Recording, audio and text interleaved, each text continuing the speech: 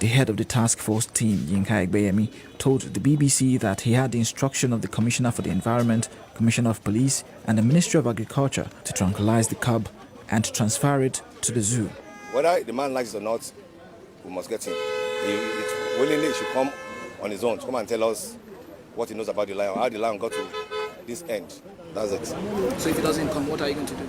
Of course, we know how to treat foreign nationals. We follow the procedure, rules and regulations, the procedures in getting him arrested. The lion was confirmed to have been moved into the building 2 months ago. The reason for this still remains unknown. Damilola Udwulu, BBC News, Lagos.